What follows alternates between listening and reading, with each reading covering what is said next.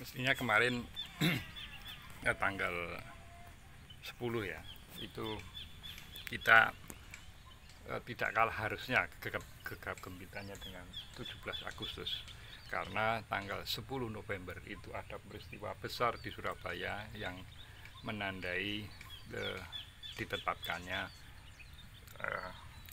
Hari Pahlawan, dimana kalau 10 November itu terhitung sejak proklamasi kemerdekaan, berarti September, Oktober, November, 3 bulan ya, 3 bulan itu satu peristiwa besar terjadi di Surabaya.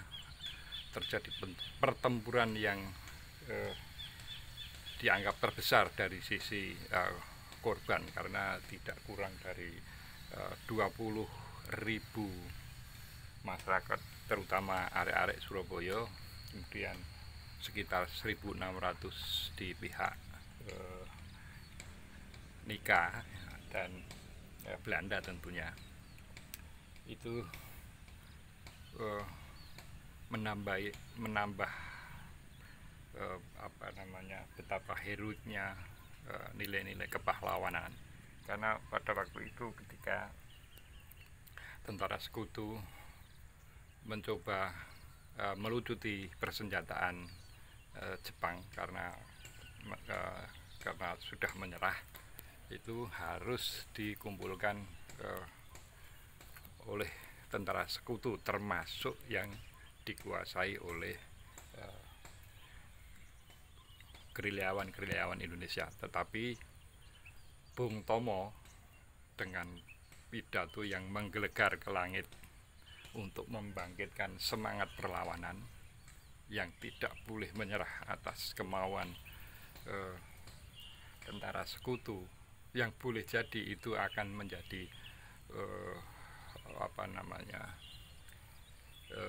titik kembalinya Belanda ke Indonesia pasca proklamasi kemerdekaan. Dan ini pertempuran yang sangat luar biasa, di mana Bung Tomo membangkitkan arek-arek Surabaya, kemudian memanggil pemuda-pemuda Aceh, Kalimantan, Maluku maupun Bali yang berada di Surabaya itu untuk melawan tentara sekutu, yang barangkali luput dari perhatian kita dari peristiwa itu. Sebetulnya tidak hanya Bung Tomo, banyak tokoh yang terkait dengan peristiwa pertempuran Surabaya. Saya sebutkan dua saja. Yang pertama adalah Kombes Pol M. Yasin, di mana Pak Yasin ini kemudian dikukuhkan sebagai bapak pendiri Brimob, karena salah satu jasa beliau adalah memproklamasikan polisi istimewa, polisi bentukan Jepang yang ditempa ala militeristik. Itu 4 hari pasca kemerdekaan itu memproklamirkan bahwa polisi istimewa itu sudah bukan menjadi bagian dari kepolisian Jepang, tapi diproklamirkan sebagai kepolisian Republik Indonesia. Ini adalah jasa Bapak M. Yasin yang jasanya juga tidak ringan dalam pertempuran Surabaya. Kemudian ada lagi, saya tertarik untuk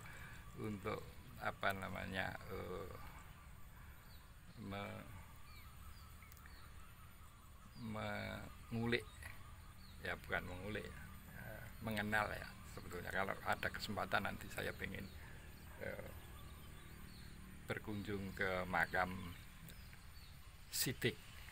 Siapa Sidik? Itu dalam peristiwa heroik di Hotel Yamato, itu Sidik adalah pengawal Sudirman Presiden Surabaya waktu itu bersitegang dengan Blokman, pemimpin sekutu yang bertugas di Surabaya itu. Karena bersitegang kemudian Pak Sidik ini mencekik leher Blokman sehingga Blokman pun tewas, sementara Sidik sendiri juga tewas ditembus peluru pihak Belanda. Ini saya kira satu heroisme peristiwa 10 November di Surabaya. Itu satu peristiwa tidak bisa kita abaikan begitu saja, terutama oleh generasi muda yang meskipun mereka sudah jauh, jangankan mereka, saya pun juga sebetulnya tidak mengalami peristiwa itu, tetapi kita perlu tahu nilai-nilai patriotisme yang telah diteladankan oleh para pendiri bangsa. Ya,